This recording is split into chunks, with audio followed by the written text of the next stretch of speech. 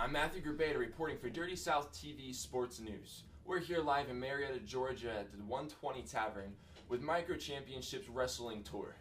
I've got Blix The Tiniest here with me. Blix, who or what inspired you to start wrestling?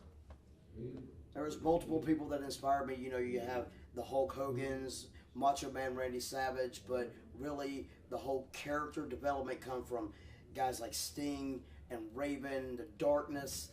That's what actually inspired me to become this character in wrestling. Awesome. So, did you get that interest in wrestling at a young age? When did you actually start wrestling?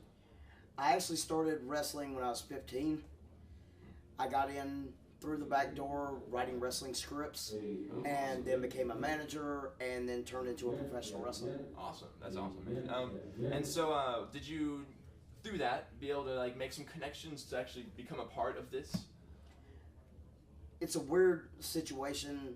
What actually happened was I was working for a small town promotion as a manager, and I found a website that was sponsoring midget wrestling, and I called the guy. He says, hey, come out, do a tryout. And through the years, I met up with Johnny G, and he's like, let's start MCW, and the rest is history, man. That's awesome. Yes, you've been there since the beginning.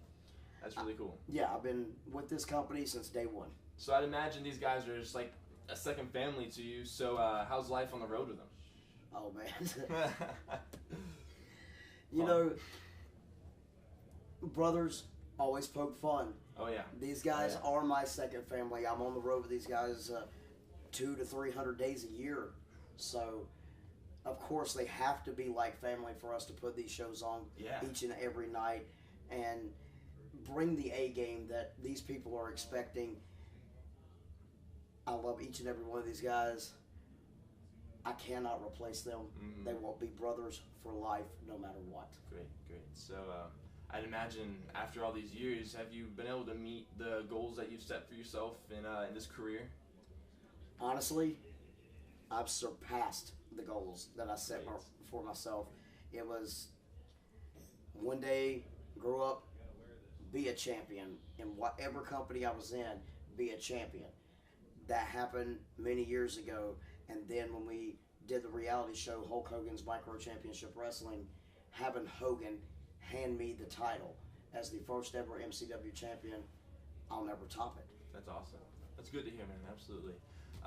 You mentioned you're on the road for 200 or 300 days out of the year. I'd imagine you start to miss some of your family and friends that you have to leave behind.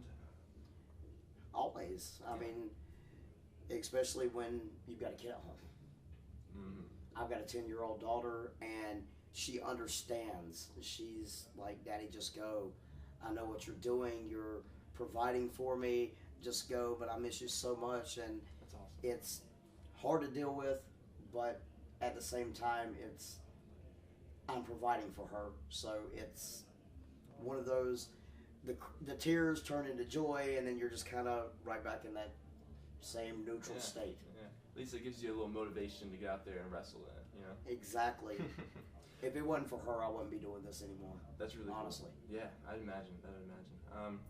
Well, so out of all of your friends, your brothers here, you've got to have at least one big rival. Who is it? If you hadn't guessed by now, it's atypically David versus Goliath. So, yeah, Meatball. Don't you have that belt? My belt? I will come back, and I will take that title from you. So, final words to your families, to your fans out there that are listening. Just what do you got to say to them? Honestly, actions speak louder than words. If you hadn't seen me in the ring yet, what are you waiting for?